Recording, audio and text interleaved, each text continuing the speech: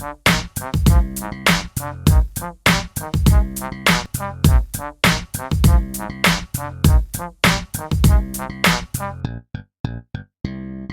time for another accompaniment to my listicles over on TheGamer. This one is going through the 8 best and 7 worst things about The Legend of Zelda Breath of the Wild.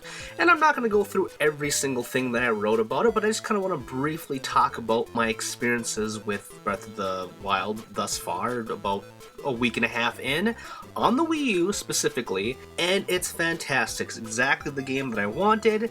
That said, it does have some issues. I mean, like, the best things about it is just having an open world to go in, which is very gorgeous. Excellent designs in terms of the characters and the monsters, even though the monsters, there's not that many. A lot of them are palette swaps. There's a lot of weapons to choose from. The cooking is so phenomenal and fun to just combine things in a pot and then you can sell them as well. Being able to save anywhere. All the puzzles are kind of like Portal, which I've been dying for since Portal 2 came out. The ability to climb even though Link looks pretty dumb doing it. And that's pretty much it. I just love this openness and finding discovery after discovery.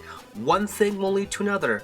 Oh, I'm going to go to this tower over here so I can get a better lay of the land. Oh, looks like there is a mini dungeon over there. Oh, looks like there's some moblin camps, and it's just amazing. That feeling is like nothing else, and even though I have Horizon and Nier now, I just cannot tear myself away until I finish Breath of the Wild, which I'm getting close, but I probably only halfway there at about like 30 some odd hours at this point. I don't even know, I haven't found a counter on there, but I gotta imagine it's gotta be somewhere close to that.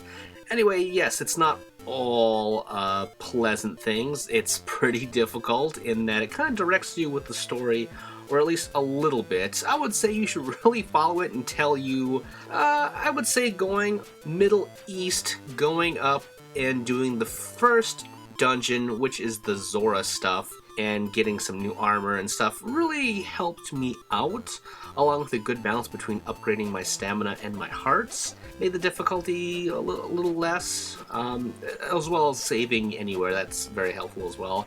The worst things about the game are really the weapon durability and the limited inventory, which is kind of a combo of the two. First of all, the weapon situation wouldn't be a problem if I could have, 100 swords on my back. But you start off with less than 10. I can't exactly remember how many you start off with because I've upgraded at this point. But I think it's somewhere between 6 and 8, something like that. And there's a lot of tool-like weapons out there as well, like a hammer to break rocks, or the Korok leaf, I think it's called, to sail around with, which is very useful. But those take up 2 slots, and then you don't have that many weapons to hold, and then the treasure chests you find are kind of meaningless. They're not special anymore.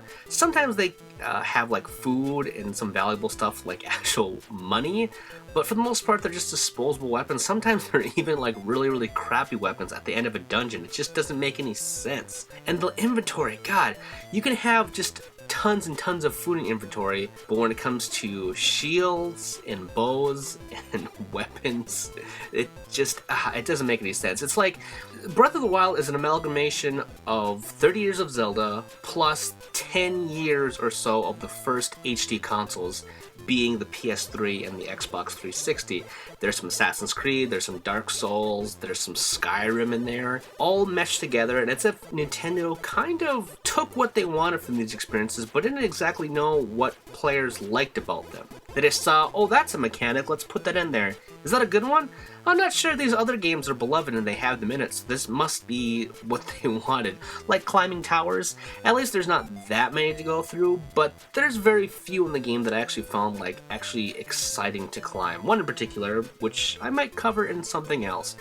But yeah, anyway, it's just kind of weird, especially like the difficulty. The difficulty I feel like they took from Dark Souls, but they didn't quite get the preciseness of the combat at hand, because So those weapons degrade, but you can repair them. Kind of like in Fallout 3, like nothing ever fully breaks, and if it does, you can repair it.